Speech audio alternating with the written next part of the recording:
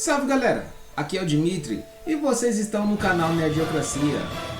Normalmente, quando fazendo comparações entre os animes e os mangás, na maioria das vezes, o mangá acaba saindo muito melhor que o anime, enquanto que em algumas outras vezes, o anime consegue entregar algo tão bom quanto o mangá de origem.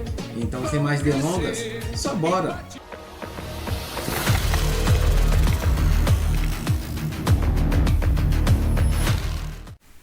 Geralmente, são raros os casos em que os animes conseguem entregar algo melhor do que os mangás. Pois é galera, apesar de ser algo incomum, e mesmo sendo difícil de acontecer, existem algumas produções onde o anime se saiu bem melhor do que a sua obra original. Essa diferenciação entre anime e mangá geralmente acontece porque, muitas vezes, os animes, apesar de serem parcialmente fiéis à obra original do mangá, acabam tendo mudanças que os tornam diferentes para poder ser adequado para o público, ou por retirar alguma coisa que seria pesado para o gurizada, ou até mesmo para poder melhorar o contexto. E apesar de ser um caminho arriscado de se correr, algumas vezes os animes conseguem demonstrar que são melhores que o mangá original. E exatamente por isso, vamos trazer alguns animes que se saíram melhor do que a sua versão original no mangá. Frieren e a Jornada para o Além é um anime que segue uma garota elfa praticamente imortal. Diferente dos outros animes, onde os personagens buscam vencer o mal ou chegar ao topo, em Frieren acompanhamos o depois, ou seja, exatamente o que acontece após os heróis terem vencido. Isso por si só já merece estar nessa lista. Contudo, aqui tem um ponto um pouco bem importante. Frieren é imortal, e os heróis de batalha que estiveram ao seu lado não são. Ou seja, com o passar do tempo, todos os seus companheiros envelhecem e passam dessa para melhor, e ela acompanha cada um deles partindo, algo que com certeza deve fazer o macho mais casca grossa chorar. Qualquer um que tenha visto o anime pode concordar que foi uma adaptação quase perfeita, e que até mesmo pode ter superado seu mangá.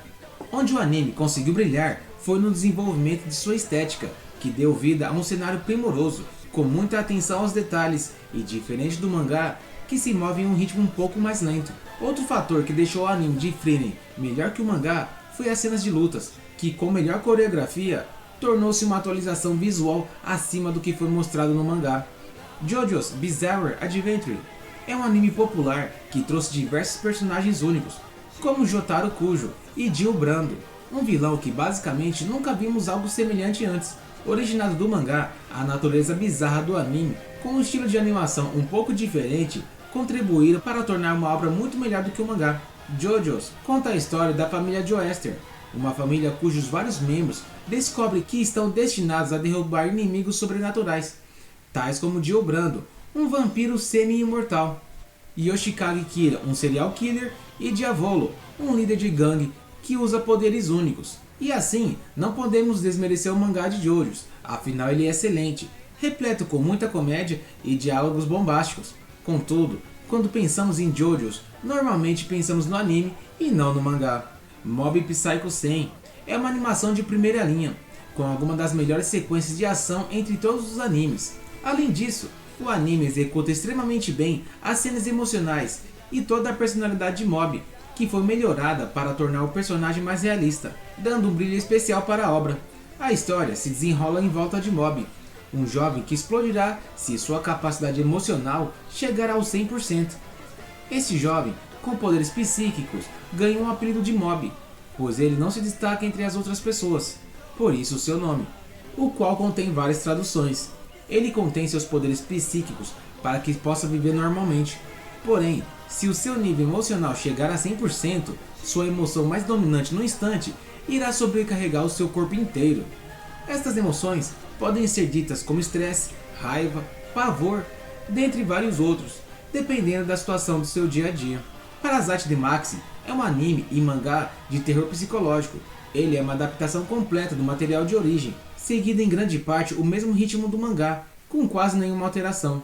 A história se desenrola em volta de Hitoshi Aiwaki, um jovem de 17 anos que é infectado por um parasito, que são pequenos alienígenas que acabam de invadir a Terra para usar humanos como hospedeiros, assumindo o controle do cérebro ao entrar pelos ouvidos ou nariz das pessoas. Mas Por estar com um fone de ouvido enquanto dormia, o parasito acaba não conseguindo assumir o corpo de Izumi, apenas o controle de sua mão direita.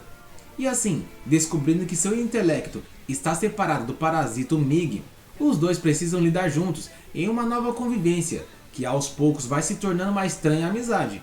Mas as coisas acabam saindo do controle quando outros parasitos percebem que Izumi ainda mantém sua consciência e tentam completar a tarefa de Mig. Mas o que deixa o anime um pouco melhor que o mangá é que ele combina o material de origem de maneira extremamente fiel, com uma animação extremamente bem executada e uma trilha sonora incrível. Dessa forma, não é necessário ler o mangá se você assistiu o anime. Afinal, o anime executa com perfeição a obra original. Nichijou é uma obra incrível que conta a vida cotidiana de vários alunos de um colegial da cidade de Tokisadami. Apesar de algumas coisas absurdas, como uma garota robô e um gato que fala, todos os personagens levam uma vida normal. E muitas das melhores piadas do mangá são fielmente trazidas para o anime. Mas o que torna o anime ainda mais especial é que ele é extremamente leve e divertido de se assistir, com um humor refinado e que vai muito além, conseguindo fazer o anime superar o mangá original. Ranking of Kings tem um estilo de arte totalmente original e simplista, quase que infantil. Porém, isso não significa que é ruim, pois se encaixa perfeitamente na personalidade inocente e leve do protagonista Boji. Talvez justamente por isso que a adaptação do anime seja melhor que o mangá. A trama se passa em um reino universal medieval, controlado pelo Rei Boss. Lá, existem dois príncipes que são cotados para suceder o trono real, Daida e Boji, mas somente um é o favorito das pessoas. Embora todo mundo acredite que Daida seja o jovem ideal para assumir o legado do pai, na verdade a sucessão virá através de seu irmão mais velho, Boji, que ninguém nem ao menos considera como candidato à vaga, pois Boji nasceu surdo, é fraco e mal consegue segurar uma espada. E apesar disso, ele faz o seu melhor e sonha em se tornar o maior dos reis. O título da série é uma referência à classificação para avaliar qual é o monarca mais poderoso da região. O ranking é importante, pois quem atinge o primeiro lugar ganha o direito de escolher um item mágico. Com Hunter vs Hunter, talvez alguns fãs possam querer me xingar agora, mas tenha calma que vou explicar.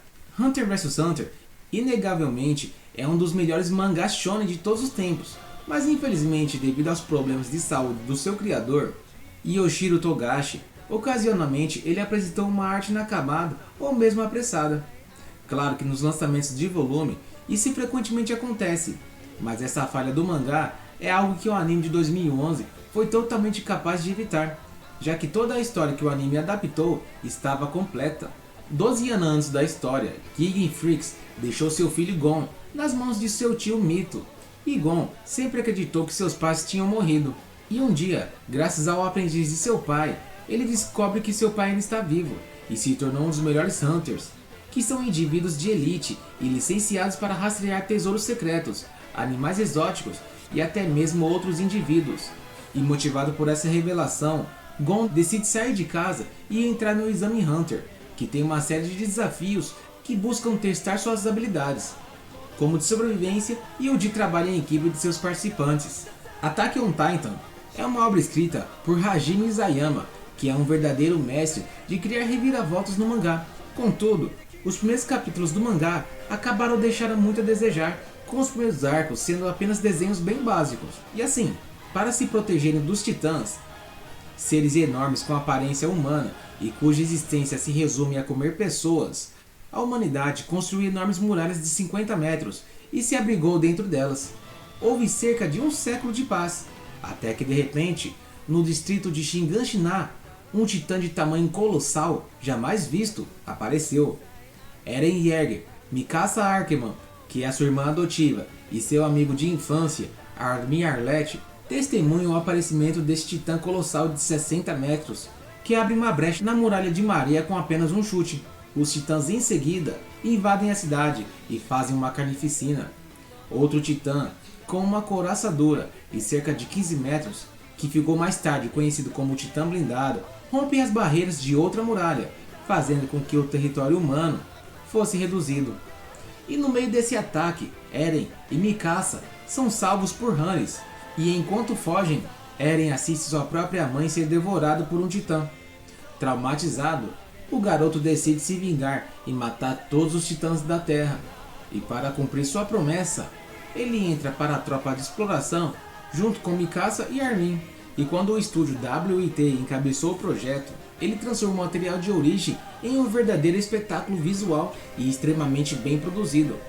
A movimentação rápida dos equipamentos de manobra, as sequências de luta e tudo o que Levi faz consagraram a animação que supera com facilidade o que o mangá tem a oferecer. Demon Slayer, ou Kimetsu no Yaiba, rapidamente se tornou uma obra de enorme sucesso, tanto no mangá quanto no anime. A animação extremamente corajosa foi o que deu ainda mais destaque para a obra, deixando todos perplexos com o alto nível de produção. A versão de anime é extremamente rica em detalhes, com cenas de lutas brilhantes com muita coreografia. A versão de anime é extremamente rica em detalhes, com cenas de lutas incríveis. A história é ambientada no Japão durante o período Taisho, que vai de 1912 a 1926. Ela gira em torno de Tanjiro Kamado, um garoto bondoso e inteligente que vive com sua mãe e seus 5 irmãos mais novos. Porém, certo dia, ao voltar para casa após ter ido a uma cidade vender carvão, Tanjiro descobre que perdeu toda a sua família durante um ataque de Onis. E uma de suas irmãs, Nezuko, é a única que sobreviveu ao ataque. E dessa forma ela passa a ser um Oni, mas ela surpreendentemente demonstra sinais de emoções e pensamentos humanos. Então, Tanjiro decide se tornar caçador de Onis para descobrir mais sobre eles. E com a ajuda da própria irmã, ele parte em jornadas pelo Japão com o objetivo de impedir que a mesma tragédia que afetou sua família aconteça com outras pessoas, ao mesmo tempo que ele busca uma maneira de tornar Nezuko humana novamente.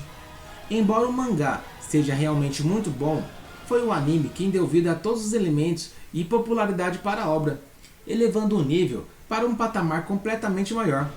E para finalizar, temos aquele anime que para muitos possui a melhor dublagem BR de todos os tempos.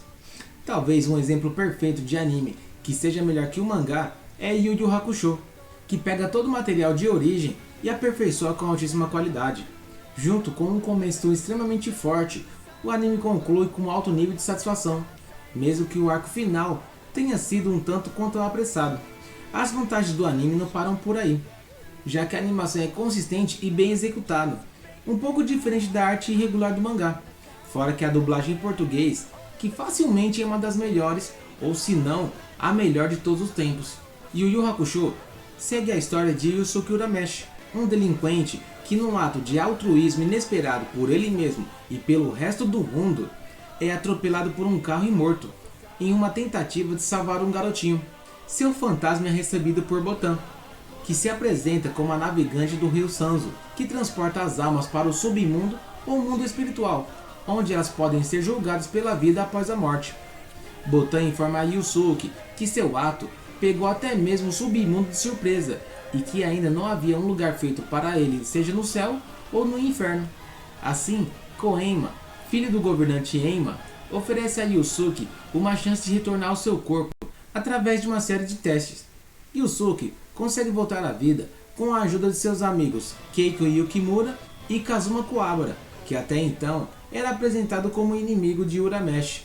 E depois de voltar à vida, Koenma concede a Yusuke o título de detetive sobrenatural, encarregando ele de investigar atividades sobrenaturais dentro do mundo humano.